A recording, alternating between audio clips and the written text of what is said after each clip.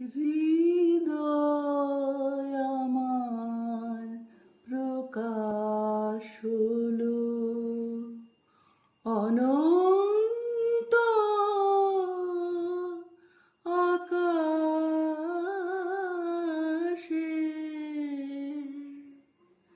হৃদয় আমার প্রকাশ হলো বেদন বাঁশি উঠল বেজে বাতাসে বাতাসে। হৃদয় আমার প্রকাশ হলো অনন্ত আকাশে।